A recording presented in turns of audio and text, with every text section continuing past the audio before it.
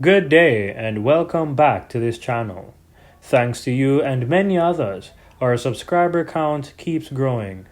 The aim here is to keep our viewers informed as well as helping to chart a path forward to an amazing future for the citizens of this country. Forgive us for the sensationalist title attached to this video. Today's video seeks to focus on how the average person can become financially free and live relatively healthy lives in the new America. The America of old had many advantages, one being that a family could survive on a single income. The breadwinner, usually the man, could purchase a home, have multiple children, purchase a new car, and fully fund 1 or 2 vacations. This was undoubtedly a glorious time in American history, and Americans of that generation benefited tremendously. This, however, started to change. The prices of goods and services started to increase, forcing women to enter the labor force. Despite this, Americans were still able to purchase a home, go on vacations, and live a relatively decent life. Many women indeed started to embrace the idea of having a career and leading tremendously successful lives as inventors, entrepreneurs, and business executives. So, to sum it all up, the old America provided an almost certain path to economic prosperity for the average Joe and Jane.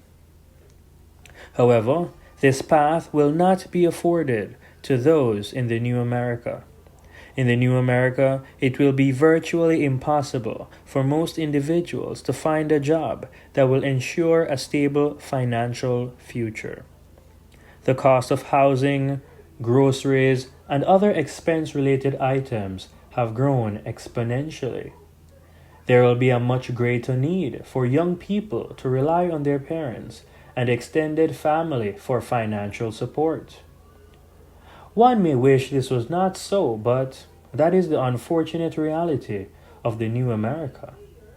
If you're living in America at this current moment, there is no need for us to rehash the challenging headwinds that face the new and upcoming generation, such as unaffordable housing, skyrocketing student loan debt, and high food prices.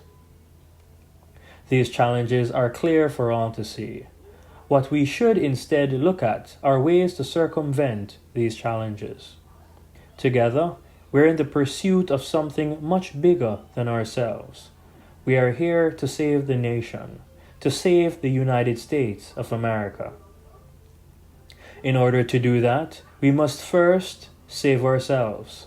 We must become free from the shackles of poverty and slavery. One must become financially free if he wishes to have autonomy over himself and his actions. It is in this spirit that we look up to one of the fathers of economics and finance, Richard Cantillon. You may have heard of the Englishman Adam Smith, but not of the Frenchman Richard Cantillon. His essay on economic theory is a work of art, and many consider him to be the true father of economics and finance. There are many issues on which one may agree or disagree with Cantillon on, but he provided a clear blueprint as to how one could be independent of the state, that is to say, becoming financially free given the economic realities within which we are now faced. In essence, Richard Cantillon advised one to either be a prince, a capitalist, or a property owner. These are the 3 categories to focus our attention on. It is no longer possible to depend on a job and a company in providing one with financial security. You must either be a prince, a capitalist, or a property owner. Now, what is a prince? To that question, I don't have the answer. However, I could take a stab at it, a gander, and assume that a prince acquires or accesses capital through sheer happenstance or through political means. This may mean that this individual has inherited wealth, or he is a head of state. The prince does not earn his wealth in the traditional sense. This is a powerful position to be in and perhaps the most unattainable of the three paths mentioned previously. So we shall move on to the capitalist. Richard Cantillon saw the capitalist as the entrepreneur. He believed that the entrepreneur was the agent of change in an economy. Ludwig von Mises believed in this notion, stating that the capitalist system is not a managerial system, it is an entrepreneurial system. Indeed, this is true. And unfortunately, America, as a society, is facing the consequences of not paying attention to this truth. The American education system has done a great job at churning out managers and analysts, and has done a terrible job at churning out creatives, inventors, and entrepreneurs. Even if there are a few that muddle through, they receive little, if any, aid and are blocked by industry giants concerned about maintaining market share.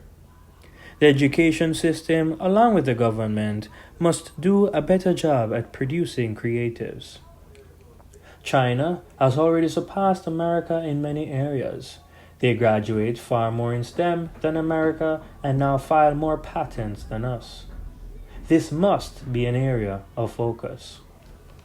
However, what can you, the individual, do to become an entrepreneur?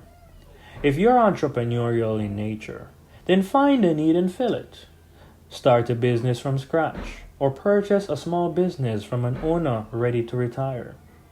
If you're truly a creative and invent some idea, system, or design, then you may need institutional support.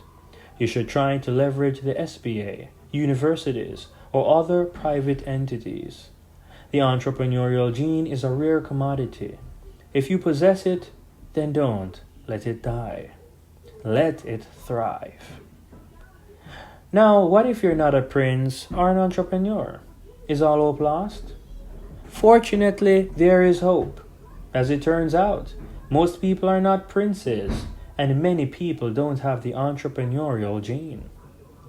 What most people can do, though, is work hard, live below your means, save money, and buy property. Becoming a property owner is the third and most doable way to financial freedom.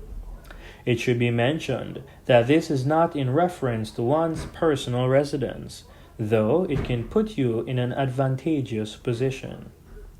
You need to be collecting rent from others. This is a truer definition of what it means to be a property owner in Richard Cantillon's essay on economic theory.